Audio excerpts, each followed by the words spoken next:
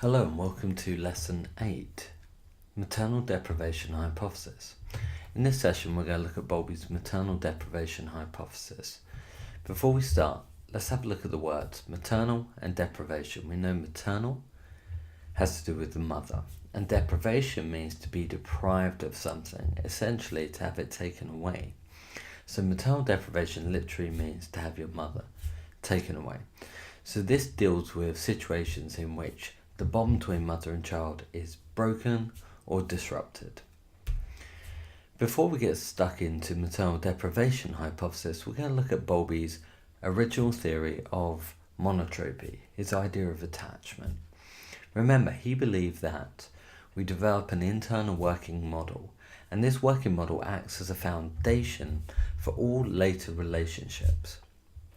It contains beliefs about ourselves, how lovable we are, beliefs about others, how trustworthy they are, and beliefs about relationships, whether they are desirable, whether they last, and so forth.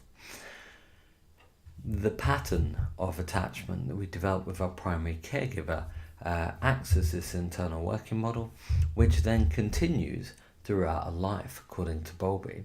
So an insecure attachment as a child would lead to insecure attachment with people in relationships later on in life. He was also fond of the idea of monotropy, and that is that we have one attachment figure that is more important to us than all the others. He believed this attachment figure was usually the mother, and he held the mother in a very special regard in the attachment process.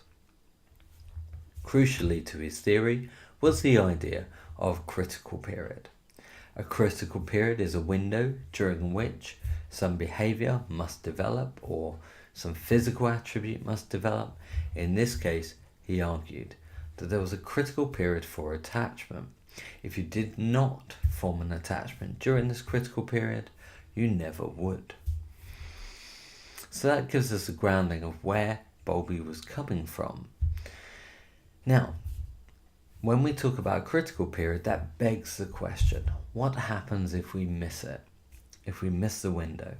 Well, according to Bowlby, the maternal deprivation hypothesis explains this. A mother's love in infancy is as important for mental health as vitamins and proteins are for physical health.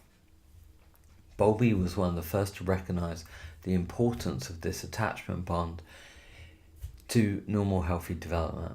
Now, putting this in context, it's almost impossible to describe just how revolutionary an idea this really is. Compare it to the behaviourists of the time, people like Watson, who was encouraging people to avoid physical intimacy with their children. If necessary, a peck on the cheek or a good handshake in the morning is what the behaviourists were really advocating. Bowlby thought that that was just ridiculous, and his research seemed to bear him out.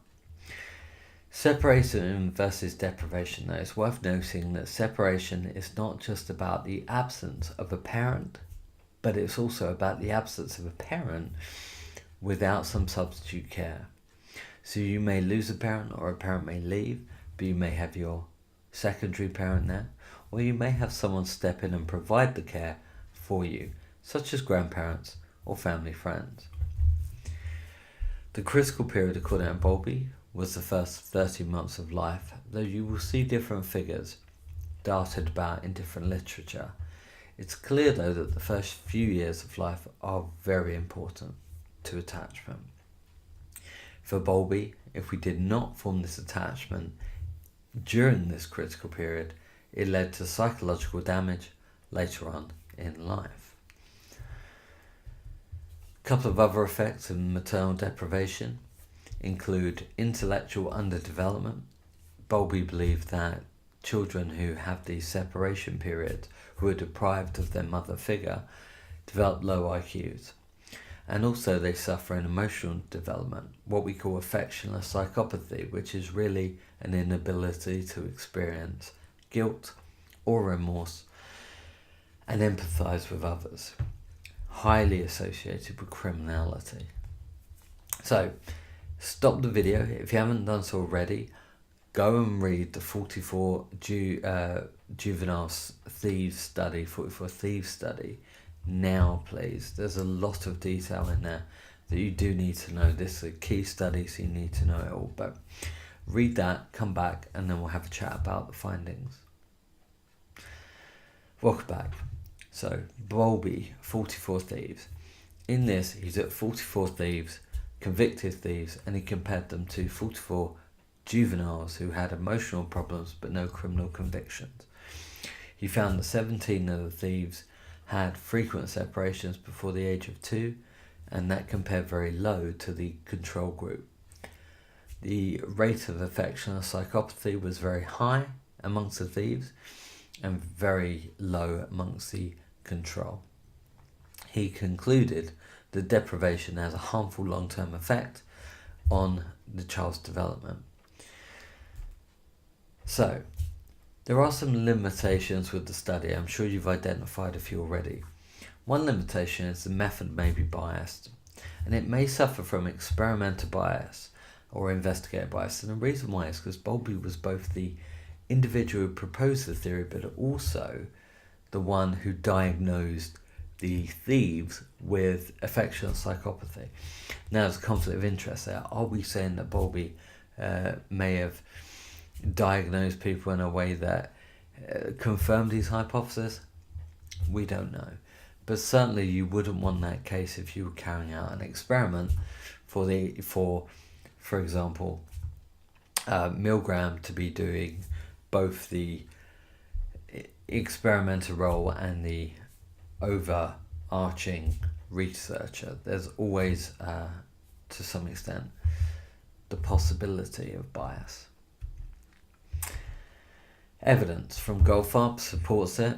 So, following up on 30 orphan children to the age of 12, half fostered by 4 months, whilst the other half remained in an orphanage.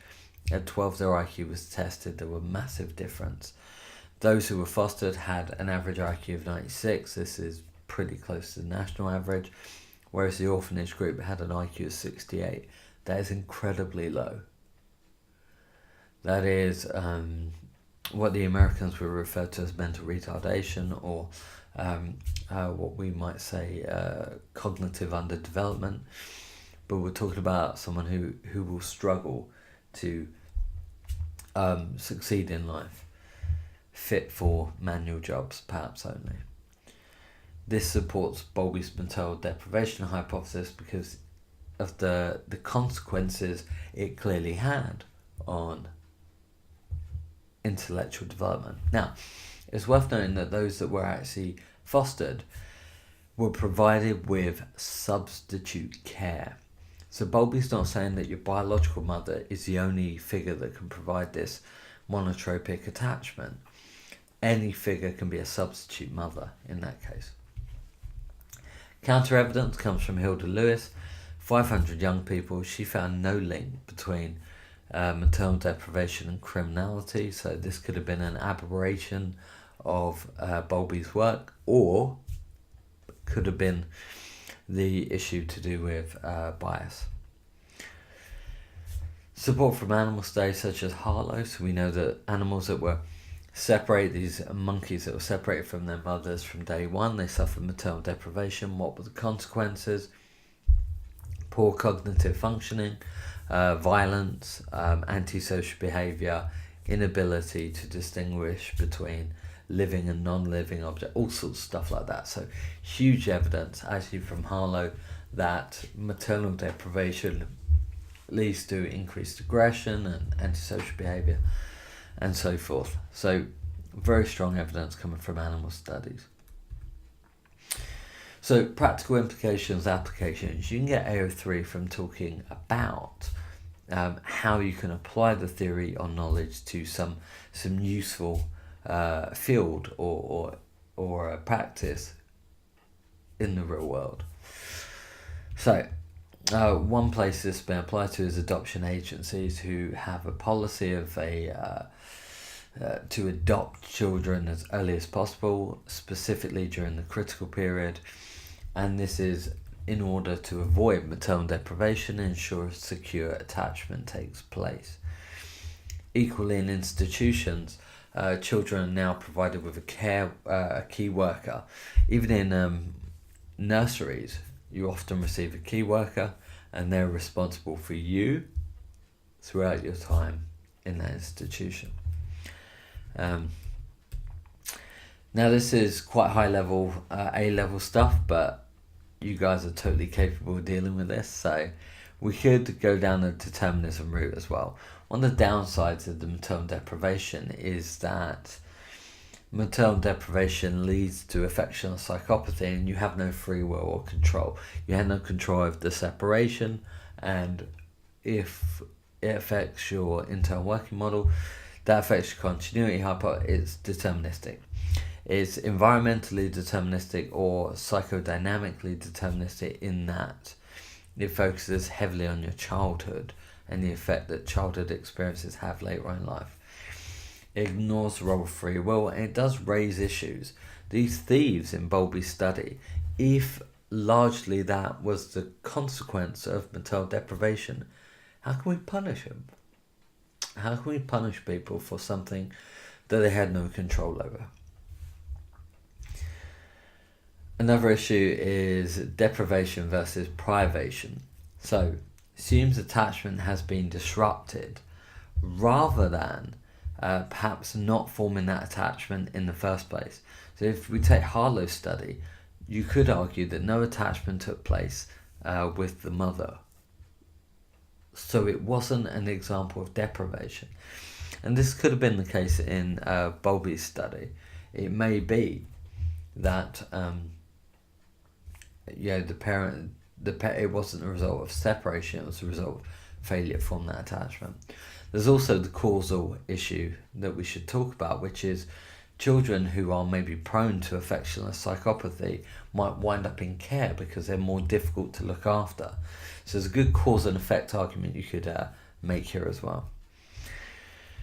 And there are some links here to Year 2 stuff, such as cultural bias. If you think about maternal deprivation, some cultures, like in the Israeli kibbutzim that we looked at in cultural variation, they put all their kids into the care of the pellet, and they just care for all the children. Now, they do form these attachments with their parents and so forth, but this idea of maternal deprivation may just be culturally biased.